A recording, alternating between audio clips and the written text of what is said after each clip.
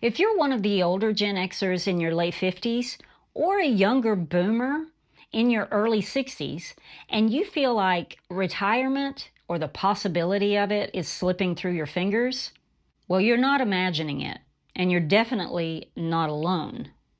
How did something that once seemed guaranteed become unattainable or even impossible in some cases? In this video, I want to break down that reality and show how the system has been quietly working against us for years, how retirement has failed to evolve, and why a lot of us feel stuck.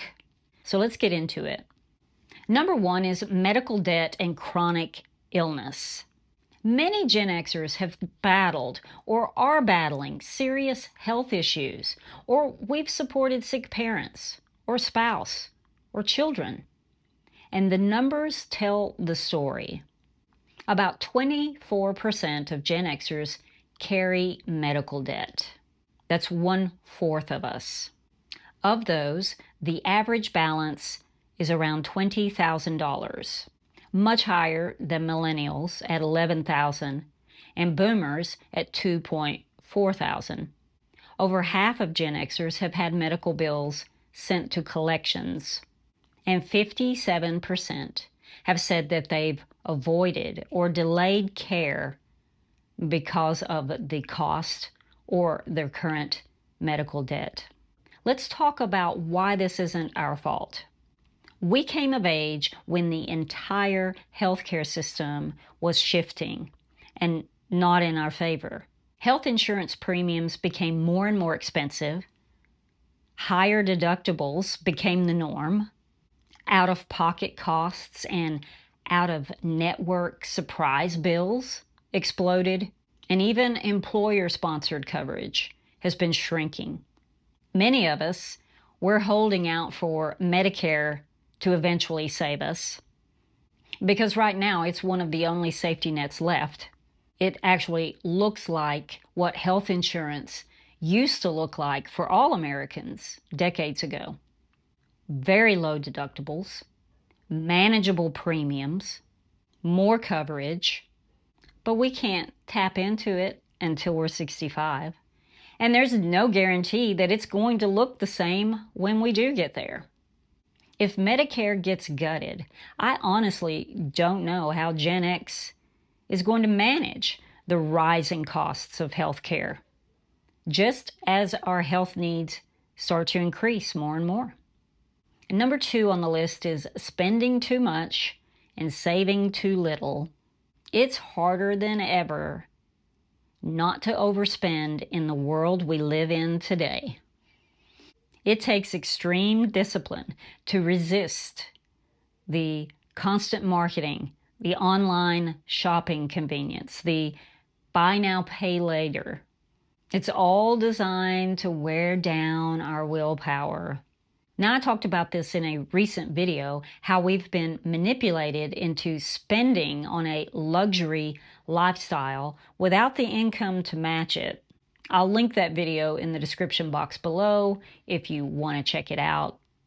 But even putting overspending aside, just paying for our basic needs and basic expenses seems unsustainable. Housing, food, transportation, insurance premiums. It's discouraging, it's frustrating, and I don't see any concrete solutions, not today anyway.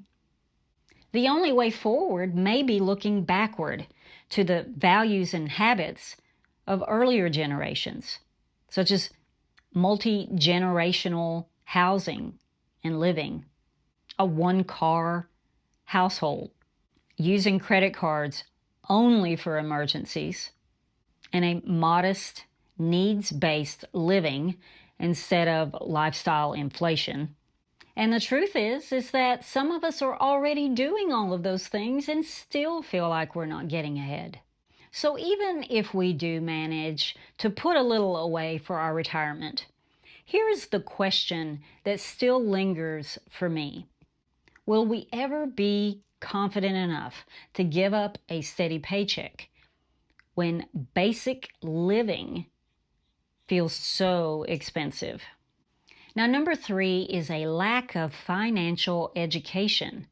Now, I tried to remember if I had had any financial education in school, and the only thing I can vaguely remember is how to balance a checkbook.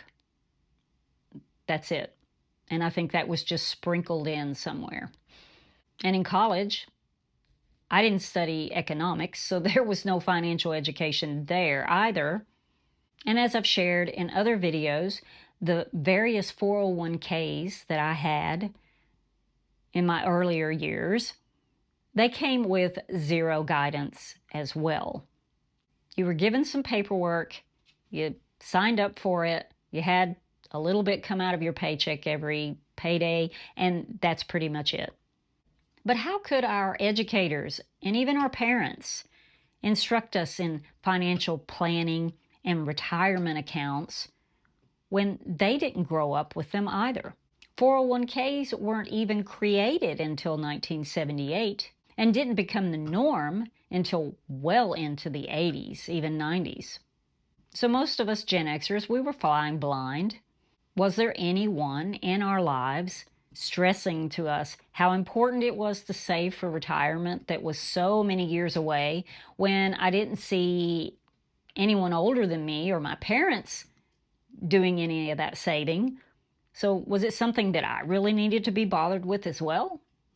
I actually ran a poll on my channel a while back asking Gen Xers, what do you feel were the biggest obstacles to saving for retirement in your 20s and 30s? 86% of them answered lack of financial guidance and education. That beat out student loans, credit card debt, and low-paying jobs combined. I also did some research and I looked up what were the most popular financial related books in the 1980s and 90s. Now, there was a list. It wasn't thousands, but I didn't recognize any of them except for 3, and they all were in the 90s. And they were Your Money or Your Life, The Millionaire Next Door, and Rich Dad, Poor Dad, which for that one, the title turned me off because I wasn't trying to be any kind of dad, much less a rich one or a poor one. So even though the 2000s gave us a flood of financial and personal finance books, YouTube videos, podcasts, those resources came too late for many of us who had already spent decades without a plan. We had almost zero guidance, no relatable success stories, no roadmap, and when an entire generation is left to figure it out on their own, it's no wonder many of us are still playing catch up. And number 4 is debt, student loans, mortgages, credit cards, car loans. You can get in debt for anything these days. I was thinking recently about how it was growing up. I know that me and my sister, we'd tag along with my mom. She'd go running around, on errand day, and she'd go to one place and pay the electric bill. She'd go in and pay it in cash. Then she'd go to another place and she would pay the water bill. And, things have changed, and I am certainly glad that I don't have to run around all over town to go pay these various bills. But, now we put them on credit cards so we can get the reward points, or worse, because we have no other way of paying it. Another thing growing up is my parents, they had one credit card, and that was a Sears credit card. So everything came from Sears, whether it was the refrigerator, the TV, the lawnmower, but they would never buy anything until they had paid the other one off. And they just used it for emergencies when things broke down. But then you go forward to when I've turned 18, almost everyone is carrying a credit card in their wallet, including myself. And over time, we all get really comfortable charging anything and everything, too comfortable, whether it's coffee, gas, electric bill, vacations. And now Gen Xers carry more debt than any other generation currently. Total debt is around $157,000, with $9,000 of that being credit card debt. And unfortunately, that number is growing, not shrinking. So it's worth asking ourselves, when we retire, can we keep up this same spending that we are now? Can we retire with credit card debt? And if we do, what does that mean for our long-term security? Okay, number 5 is wage stagnation. Now, you're going to find this interesting because I did.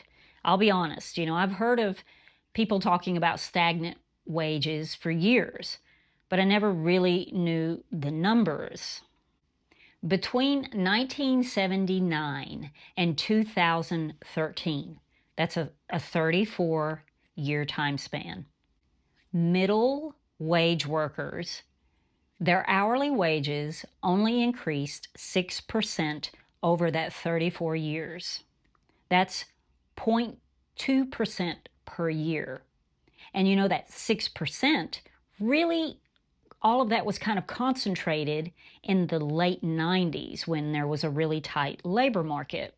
So throughout the 1980s, 1990s, 2000s, wages were completely flat or even declined for most workers.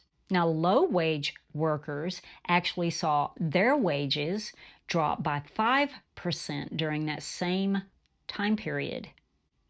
Meanwhile, high-wage earners saw their wages increase by 41%. And CEOs, they've gone from making 20 times their average employer's salary in 1965 to nearly 300 times that today. Now, here's the kicker. Wages are supposed to increase as productivity goes up, but that link has evidently been broken for decades. If minimum wage had risen alongside productivity, it would be nearly $18 an hour today, instead of $7.25. So what's driving this wage stagnation for Gen X and other Americans? One is the decline of unions and collective bargaining. 2 is the rise of automation in every industry. Number 3 is increased gig and contract work that offers no long-term security. Number 4 is inflation is eating up any gains that we do get. And number 5, yes, Gen Xers and boomers, we may be being overlooked for raises and promotions due to our age, even if we are the most experienced people in the room. So wage stagnation is real, and it's awful. And it's something that's been plaguing our generation for years. Now, so far, I've walked us through 5 clear and distinct reasons of why older Gen Xers, younger boomers, are struggling to retire. But there are still more layers to this story, and here are 4 more that I want to briefly touch on. Number 1 is the sandwich generation struggle. Many of us are stuck between supporting our aging parents or our children, maybe even our grandchildren. Number 2 is the housing market. Sure, some people built wealth through home ownership if they bought at the right time, but others got slammed, especially during the 2008 crash, with massive mortgages, loss of equity, and the inability to pay for it all. Some Gen Xers were burned so badly during that time that they've not had the heart to ever try again. Number 3 is divorce in single-income households. Now, for our generation, the divorce rate isn't the highest, but it's still common enough. And it can absolutely devastate financial stability, retirement accounts, net worth. And number 4, the "I'll work forever" myth. We tell ourselves we'll just keep working forever. But health issues, burnout, age discrimination, unexpected layoffs, they have a way of rewriting that plan. The truth is, retirement may come a lot earlier than what we're ready for, whether we like it or not. Now, if any of this sounds like your story, you're not alone, and you're definitely not a failure. We've been left to navigate a system that focuses on spending, not saving. Everything feels uncertain right now. We're left wondering whether any of the old rules still apply. And if they don't, can we pivot in time to prevent mistakes that could harm our future? Gen Xers keep getting thrown into situations with no precedent. Maybe that means that we were chosen to figure all the hard things out. Or maybe we just have the worst timing of any generation in history. Let me know which theory you lean more toward. If this hits home, I have an entire playlist about our unique Gen X experience. I'll link that right here. I think you'll find a video or two that you didn't even know you were looking for. Take care of yourself, have a great week, and I will see you in the next video. Bye.